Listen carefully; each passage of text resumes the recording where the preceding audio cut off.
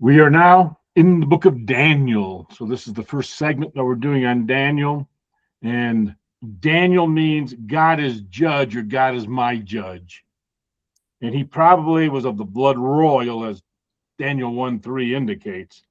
And he was carried to Babylon among the Hebrew captives that were brought thither by Nebuchadnezzar at the first deportation in the fourth year of Jehoiakim. Since he and his three companions are called children, they could not have been more than 12 years old when placed into training to be a courtier according to Eastern etiquette. That'll mess with your mind, and being only like 12 years old. Ezekiel refers to him as one exhibiting a character righteous and wise in discerning secrets in those circumstances that are not found in the book that we'll be studying, which are earlier than the time when Ezekiel wrote. So Ezekiel wrote after Daniel wrote, but word of what he was doing got around. So Ezekiel was also taken to captivity, which we'll see in a moment. But Ezekiel 14:12-14, we read, the word of the Lord came again to me, saying, Son of man, when the land sins against me by trespassing grievously, then will I stretch out my hand upon it, and will break the staff of the bread thereof, and will send famine upon it, and will cut off man and beast from it. Though these three men, Noah, Daniel, and Job, were in it, they should deliver but their own souls by their righteousness, saith the Lord God. I found that to be a fascinating verse. Noah, Daniel, and Job. And I was like, wow, Job, huh? That's very interesting. That they were the ones that were the righteous ones in their area, and God took care of them, not the whole nation. In the third year of Cyrus, Daniel saw the visions that are recorded in chapters 10-12, relating to his people down to the latest days and the coming resurrection. He was around 84 years old at this time. Tradition represents Daniel as having died and then buried at Shushan. Shushan was the major royal capital and fortress of the Persian Empire. That's where the book of Esther is centered around, Shushan. Though his advanced age did not allow him to be among those who returned to Palestine, he never ceased to have his people's interests nearest to his heart. Daniel 10:11-12 says, And he said unto me, O Daniel, a man greatly beloved, understand the words that I speak unto thee, and stand upright. For unto thee am I now sent. And when he had spoken this word unto me, I stood trembling. Then said he unto me, Fear not, Daniel. Fear not, Daniel. And he said, Fear not, Daniel. For from the first day that thou didst set thine heart to understand, and to chasten thyself before thy God, thy words were heard, and I am come for thy words. See, when Zedekiah was made king, he was given the opportunity to plead Judah's cause unto the true God. Okay, so you'll figure this out in a moment because I'll lay it all out for you. But Zedekiah was the last king, right? And he was given the opportunity, as all the kings were, to plead for God's people, for Judah's cause. Instead, he followed in the way of the wicked until he rebelled against the king of Babylon, which brought about the total destruction of Jerusalem. And we're going to see about what happened to him. All right, 2 Kings 25:1-7. And it came to pass in the 9th year of his reign, in the 10th month, in the 10th day of the month, that Nebuchadnezzar, king of Babylon, came, he and all his host, against Jerusalem, and pitched against it, and they built forts against it round about. And the city was besieged unto the 11th year of King Zedekiah. And on the 9th day of the 4th month, the famine prevailed in the city, and there was no bread for the people of the land. And the city was broken up, and all the men of war fled by night by the way of the gate between the two walls, which is by the king's garden. Now the Chaldees were against the city round about. And the king went the way toward the plain. And the army of the Chaldees pursued after the king, and overtook him in the plains of Jericho. And all his army were scattered from him. So they took the king, and brought him up to the king of Babylon to Riblah, And they slew the sons of Zedekiah before his eyes, and put out the eyes of Zedekiah, and bound him with fetters of brass, and carried him to Babylon. Now, Riblah was a strategic military base in a border town due north of Damascus, along the main trade and war route between Egypt and Mesopotamia. It was where Nebuchadnezzar had set up his encampment when he put Jerusalem to siege. The last thing that King Zedekiah saw was the death of his sons there, and then they took him off to captivity. And eventually, there was a king that pardoned him, and he ate at the king's table near the end of his life. So verses 8 to 10 now. And in the 5th month, on the 7th day of the month, which is the 19th year of King Nebuchadnezzar, king of Babylon, came Nebuzaradan, captain of the guard, a servant of the king of Babylon, unto Jerusalem. And he burnt the house of the Lord, and the king's house, and all the houses of Jerusalem, and every great man's house burnt he with fire. And all the army of the Chaldees that were with the captain of the guard break down the walls of Jericho, or walls of Jerusalem round about. There was total destruction of the city of Jerusalem, including the temple, the king's mansion, many rich people's houses, regular houses, and the walls that encircled it for protection. Proverbs 17:19 is interesting. He loveth transgression that loveth strife, and he that exalts his gate seeks destruction. See, the rich would proclaim their wealth with larger gates to draw attention to themselves. Thus, they're just courting destruction. So they'd build these big gates and make, hey, look how wealthy I am. And it just showed the enemy that, hey, this is the guy's house we need to take out. The rich would proclaim, look at my wealth. All right, 2 Kings 25:11. Now, the rest of the people that were left in the city and the fugitives that fell away to the king of Babylon, with the remnant of the multitude, did Nebuzaradan, the captain of the guard, carry away. But the captain of the guard left the poor of the land to be vine dressers and husbandmen. And then verses 20 and 21 of that chapter. And Nebuzaradan, captain of the guard, took these and brought them to the king of Babylon, to Riblah. And the king of Babylon smote them and slew them at Riblah in the land of Hamath. So Judah was carried away out of their land. Go to Jeremiah 52:28. This is an interesting continuing take on what's going on here. Jeremiah 52:28 says, this is the people who Nebuchadnezzar carried away captive. In the 7th year, 3,000 Jews and 3 and 20. So God knows exactly how many there were, 3,023. And in the 18th year of Nebuchadnezzar, he carried away captive from Jerusalem 832 people.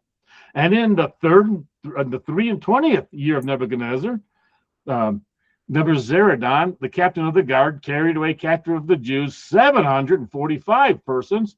All the persons in total were 4,600, in case you're keeping track. So there were 4 separate deportations to Babylon. The first one was Manasseh, and you can see that in 2 Chronicles 33:11. The second one was Jehoiakim, and that's in 2 Chronicles 36:6, and that's the time frame that Daniel was taken. And then Jehoiachin, the next king, poor Jehoiakim, he only ruled for 3 months, and then his brother took over Jehoiachin. And that's when Ezekiel and Mordecai, they were taken, and Esther too explains some more of that. And finally, Zedekiah from 2 Chronicles 36:20 and 2 Kings 25, and Nehemiah was taken in that one. So there's 4 different times. So from the time of Zedekiah, the last of the deportation, I reckon the 70 years of captivity. Remember, Jeremiah said it'll be 70 years, and at the end of 70 years, we're coming back. He bought land that he deeded to him, so it'd be in his family. He wasn't there, but his children or children's children were able to get that land as a proof that he believed what God said about the 70 years. So with that, we go to Jeremiah 25:9-14. Behold, I will send and take all the families of the north, saith the Lord, and Nebuchadnezzar, the king of Babylon, my servant, and will bring them against this land and against the inhabitants thereof, and against all these nations round about, and will utterly destroy them, and make them an astonishment, and a hissing, and perpetual desolations. Moreover, I will take from them the voice of mirth and the voice of gladness, the voice of the bridegroom and the voice of the bride, the sound of the millstones and the light of the candle. And this whole land shall be a desolation and an astonishment. And these nations shall serve the king of Babylon 70 years. And it shall come to pass when 70 years are accomplished that I will punish the king of Babylon and that nation, saith the Lord, for their iniquity, and the land of the Chaldeans, and will make it perpetual desolations. And I will bring upon that land all my words which I have pronounced against it, even all that is written in this book, which Jeremiah hath prophesied against all the nations. For many nations and great kings shall serve themselves of them also. And I will recompense them according to their deeds and according to the works of their own hands. All right, in 2 Chronicles 36, we'll start in verse 19. They burnt the house of God, brake down the wall of Jerusalem, burnt all the palaces thereof with fire, and destroyed all the goodly vessels thereof. And them that had escaped from the sword carried he away to Babylon, where they were servants to him and his sons until the reign of the kingdom of Persia, to fulfill the word of the Lord by the mouth of Jeremiah, until the land had enjoyed her Sabbaths.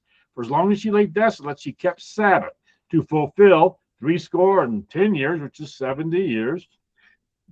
And so this was the state of the city of Jerusalem at the time that men from Judah would bring word to Nehemiah later. The report would grieve him greatly. By reading these accounts, we can understand why destruction had come upon the nations of Israel and Judah. Now, the first chapter in the book of Daniel offers great learning and insight into the stand which 4 young men took, a stand which was a blessing not only to them in their lifetimes, but a stand which is a blessing even for us today as we consider their walks with and for God. So we go to Daniel 1:1. We finally reached with the backstory and verses 1 and 2. In the 3rd year of the reign of Jehoiakim, king of Judah, came or set out Nebuchadnezzar, king of Babylon, unto Jerusalem and besieged it. And the Lord gave Jehoiakim, king of Judah, into his hand with part of the vessels of the house of God, which he carried into the land of Shinar to the house of his God. And he brought the vessels into the treasure house of his God. Yeah, it has to be set out because Nebuchadnezzar wasn't king yet. It's a big difference. And I'm going to do the best I can with chronology throughout this, but I'm not going to get in every little detail, okay? The rest of the vessels were taken into Babylon later. In this portion of the Babylonian captivity, Nebuchadnezzar set out to besiege Jerusalem, even though he was not yet king. Nebuchadnezzar set out toward Jerusalem with his father's army. He got delayed in the war with Egypt and arrived at Jerusalem in Jehoiakim's 4th year of rule. The king of Babylon, Nebuchadnezzar's father, Nabopolassar, died during the siege of Jerusalem. Thus, Nebuchadnezzar had to return quickly to Babylon, leaving his generals to conduct the Jewish captives to Babylon, among whom were Daniel and his companions. By the time Daniel writes this record, Nebuchadnezzar had become king. There is specific information in 2 Chronicles 36, 5-8, which we'll read in a minute, Jeremiah 52, 28-30, and Isaiah 39, 5-7, and you'll get a big insight into it in Jeremiah chapter 25. And all of those present more information concerning the Babylonian captivity. 2 Chronicles 36, 5-8. Jehoiakim was 25 years old when he began to reign. He reigned 11 years in Jerusalem. And he did that which was evil in the sight of the Lord his God. Against him came up Nebuchadnezzar, king of Babylon, and bound him in fetters to carry him to Babylon. Nebuchadnezzar also carried of the vessels of the house of the Lord to Babylon and put them in his temple at Babylon. Now the rest of the acts of Jehoiakim and his abominations which he did, and that which was found in him, behold, they are written in the book of the kings of Israel and Judah, and Jehoiachin, his son, reigned in his stead. And he only reigned 3 months. Anyway, verse 3 of Daniel 1. And the king spake unto Ashpenaz, the master of his eunuchs, that he should bring certain of the children of Israel and of the king's seed and of the princes. Daniel and his companions were chosen to fulfill the prophecy that was recorded in Isaiah 39, 1 to 8. So let's go to Isaiah 39, 1 to 8. At that time, Miro Dark Baladan, why it's the son of Baladan, king of Babylon. He sent letters and a present to Hezekiah because he had heard that Hezekiah had been sick and was recovered. And Hezekiah was so glad to see them. And he showed them the house of his precious things. He showed them the silver. He showed them the gold. He showed them the spices, the precious ointment. He showed them all the house of his armor and all that was found in his treasures. There was nothing in his house nor in all his dominion that Hezekiah showed them not. Now, we could stop right there and already know what's going to happen. Then came Isaiah the prophet unto King Hezekiah and said unto him, who are these guys? And from whence did they come? And Hezekiah said, they came from a far country unto me. They came all the way from Babylon. Then said he, what have they seen in your house? And Hezekiah answered, all that is in my house have they seen. There's nothing among my treasures that I have not showed them. Then said Isaiah to Hezekiah, hear the word of the Lord of hosts, dummy. Oh, he didn't say that, but it was implied. Behold, the days come that all that is in thine house, and that which thy fathers have laid up in store until this day, shall be carried to Babylon. Nothing shall be left, says the Lord. And of thy sons that shall issue from thee, which thou shalt beget, shall they take away, and they shall be eunuchs in the palace of the king of Babylon. Then said Hezekiah to Isaiah, well, good is the word of the Lord, which thou hast spoken. And he said, moreover, well, there's going to be peace and truth while I'm here, but after I'm gone, it's not going to be very good because of my stupidity. Daniel, chapter 1, verses 4 and 5 now. Children in whom was no blemish, but rather they were well favored and skillful in all wisdom and cunning in knowledge and understanding science, and such as had ability to them to stand in the king's palace, and whom they might teach the learning or the literature and the tongue of the Chaldeans, perhaps a Semitic Babylon dialect, but not Aramaic. And the king appointed them a daily provision of the king's meat and of the wine which he drank, so nourishing them 3 years, that at the end thereof they might stand before the king. These young captives were to be well taken care of. They were to be well educated so that they could stand in the king's palace. In other words, these cream of the crop young captives were taken away so that they could be added to the top level intelligentsia of the Babylonian Empire and then serve the Babylonian Empire. Thus, before he left, Nebuchadnezzar demanded 8 qualifications for the Jewish captives. They must be princes, they must be youth, children, they need to be without blemish physically, handsome, good in appearance, well educated, skilled in wisdom, skillful in knowledge, proficient in sciences, refined and polished so as to be able to stand before kings, and knew Windows very well, and Word and all the other, maybe not that yet. The king even made sure that they were to be very, very well fed, because they were fed with a portion of what came off their own table. And in an empire like that, the king usually does not eat the leftovers, Verses 6 and 7. Now among these were the children of Judah, Daniel, Hananiah, Mishael, and Azariah, unto whom the prince of the eunuchs gave names. For he gave unto Daniel the name of Belteshazzar, and to Hananiah of Shadrach, and to Mishael of Meshach, and to Azariah of Abednego. Daniel, Shadrach, Meshach, and Abednego had the names that they had been born with changed as part of their inculcation into the Babylonian Empire. Giving names to captives or foreign slaves was a sign of their being put under subjection. I often think of Ellis Island. When people came over, if they had a big long name, they just cut it in half. Called everybody Ed Smith or something, just shorten it all up. All right, verse 8. But Daniel purposed in his heart that he would not defile himself with the portion of the king's meat, nor with the wine which he drank. Therefore, he requested of the prince of the eunuchs that he might not defile himself. All right. Daniel was a man who reverenced God. He loved God, so he did not want to defile himself. Verses 9 to 12. Now God had brought Daniel into favor and tender love with the prince of the eunuchs. And the prince of the eunuchs said unto Daniel, I fear my lord the king, who hath appointed your meat and your drink. For why should he see your faces worse likening than the children which are of your sort? Then shall ye make me endanger my head to the king.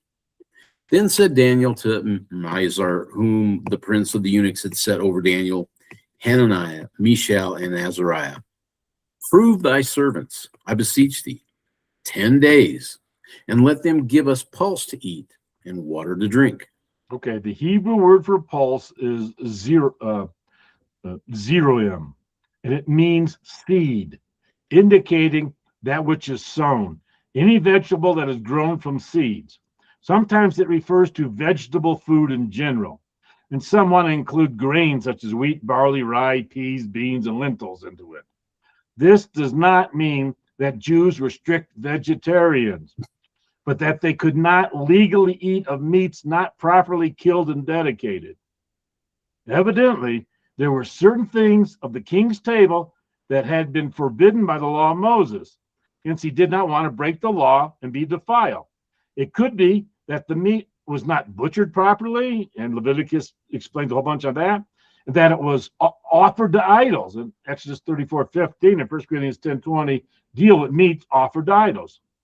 Now, it has been presented that it was because they wanted a vegetarian diet, and that a vegetarian diet was better for them, that Daniel asked on behalf of himself and Hananiah, Mishael, Azariah, that they be given pulse and water rather than the food that came from the king's table. However, there may be a much, much deeper truth that is involved in their request. Deuteronomy 8:2 and 3. And thou shalt remember all the way which the Lord thy God led thee these 40 years in the wilderness, to humble thee and to prove thee, to know what is in thine heart, whether thou wouldest keep his commandments or no. And he humbled thee and suffered thee to hunger and fed thee with manna, which thou knewest not, neither did thy fathers know, that he might make thee know that man doth not live by bread only, but by every word that proceedeth out of the mouth of the Lord doth man live. They were being fed from the king's table. And what went on the king's table would have been dedicated by heathen priests, whom the king kept on his staff to strange gods. Therefore, the food that came from the king's table was food that would have been dedicated to these various strange gods of the Babylonians. And Daniel, Shadrach, Meshach, and Abednego did not want to eat food that had been dedicated to strange gods. Pulse would not have been on the bill of fare for the king's table, and so was something that would not have undergone this dedication to strange gods. In essence, what they did was that they chose to eat when no one would have considered eating, so that they would not defile themselves by eating food that had been dedicated to strange gods. The decision of those four wonderful believers was that they would rather eat pulse, which had not been dedicated to strange gods, than food fit for a king. And in reality, food straight off the king's table. So a special diet had been set aside for them by the king. You know, these people were the best of the best. Thus, the king wanted to see to it that they had the best, you know, that they were fed the best. They were also to be given the best education so that they could serve him in the Babylonian Empire. So if you set up your immigration laws the way, you know, Nebuchadnezzar did, you only wanted the best of the best, not somebody opening their prisons and dropping them in your country. They chose to pass on the king's food, the food that was fit for a king, even though the guilty or preparation, even though the quality or preparation of food was of the highest culinary order. What they had passed up was not food fit for a king. It was food from the king's own table, which he had set aside for them. Since they wanted to avoid food that had been dedicated to strange gods, they passed up food fit for a king, and ain't what nobody would have thought about dedicating to strange gods, which was pulse. Daniel 1:12-13. Prove thy servants, I beseech thee, 10 days, and let them give us pulse to eat and water to drink. Then let our countenances be looked upon before thee, and the countenance of the children that eat of the portion of the king's meat. And as thou seest, deal with thy servants. All right, give us 10 days. 10 days to prove that our countenance will be healthy looking. You keep feeding the others that kingly food and let us have a quiet corner with some of the stuff that nobody's bothered to wave their magic wand over. That no priest is coming and blessed it with some, hokey pokey shenanigans. We will have water and pulse, and after 10 days, come check on us. And if you think we look poorly, then we will eat the king's fare. However, if we're doing all right, let us continue eating what we have requested. Did the Old Testament law pertaining to diet prohibit them from eating all meats or from drinking wine? No. There were certain meats that were restricted, but the desire of Daniel, Shadrach, Meshach, and Abednego not to be defiled went a good deal deeper. The Babylonians were unbelievers. They were people who did not worship the one true God. The records in verses 1 and 2 told us about Nebuchadnezzar, the king of Babylon, not only took captive Jehoiakim, king of Judah, but it also told how Nebuchadnezzar took part of the vessels of the house of God, which he carried into the land of Shinar to the house of his God. And he brought the vessels into the treasure house of his God.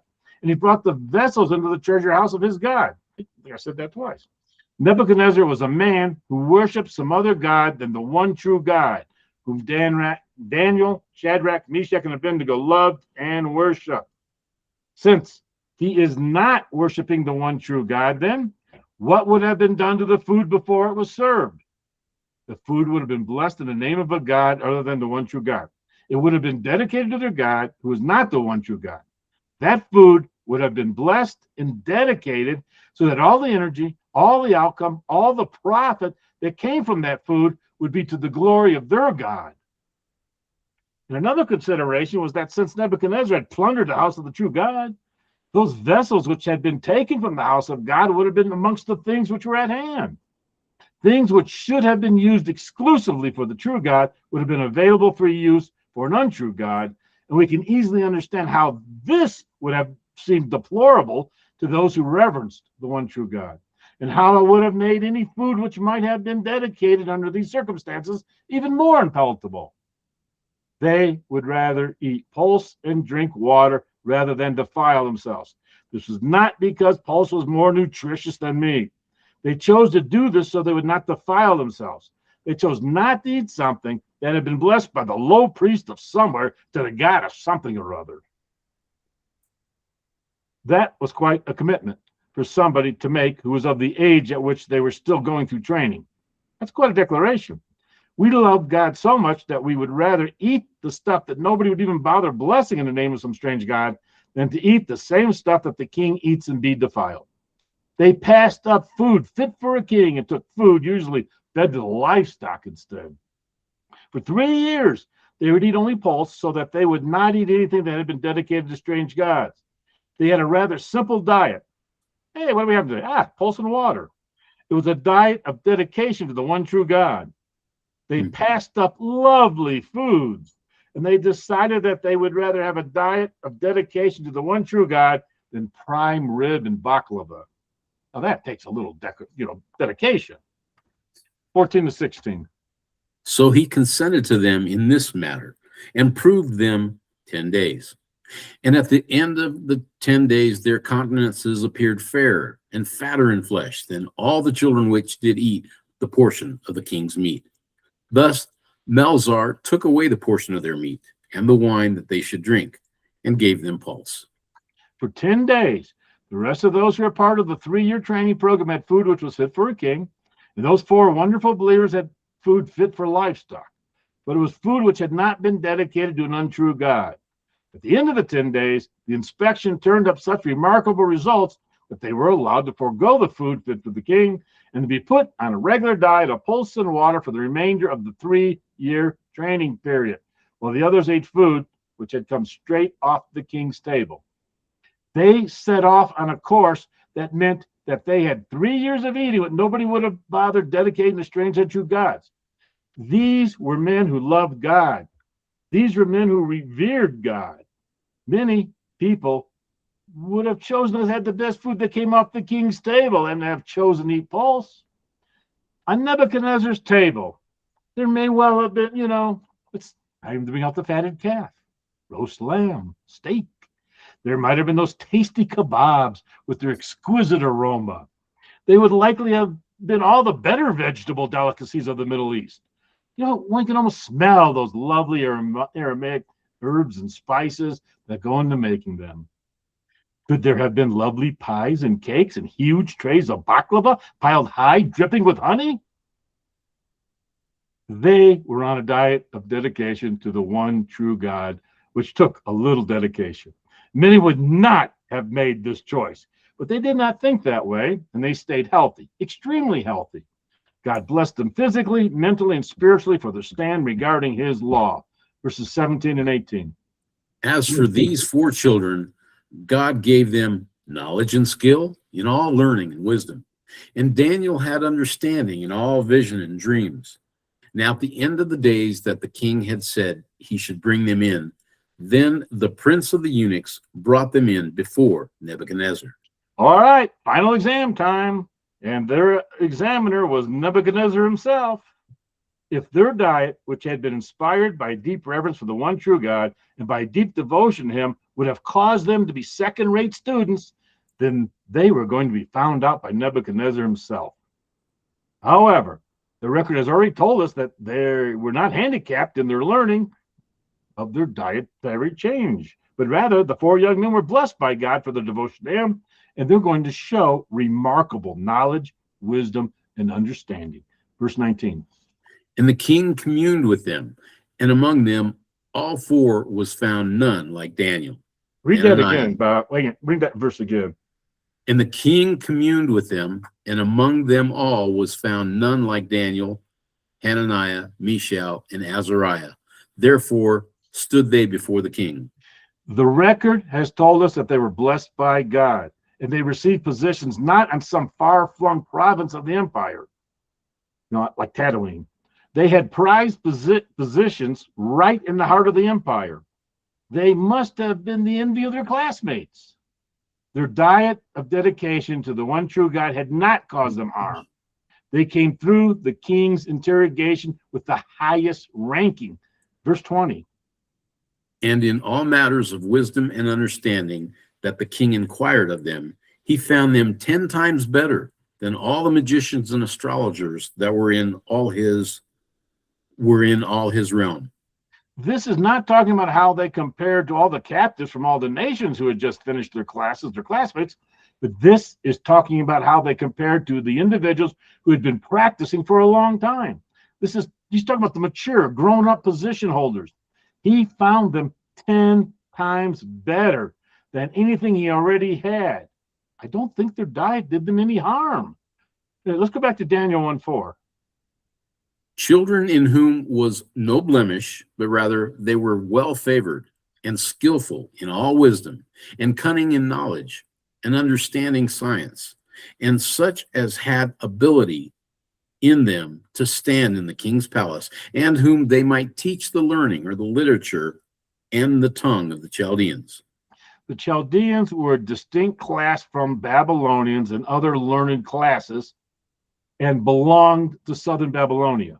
But in a wider sense, the word was used of a nationality. Sometimes it's used as a substitute to the word Babylonians even. History records 2 main periods of science. The Greek period from 600 BC to AD 200.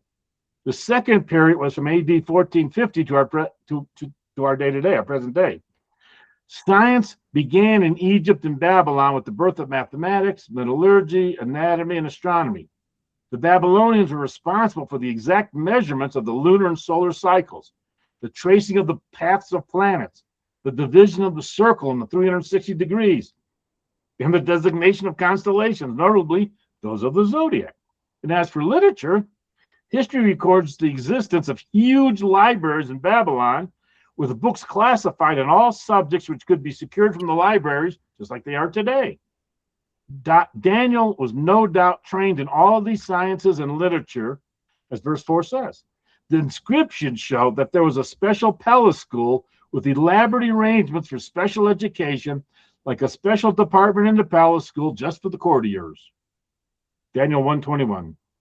And Daniel continued even into the first year of King Cyrus.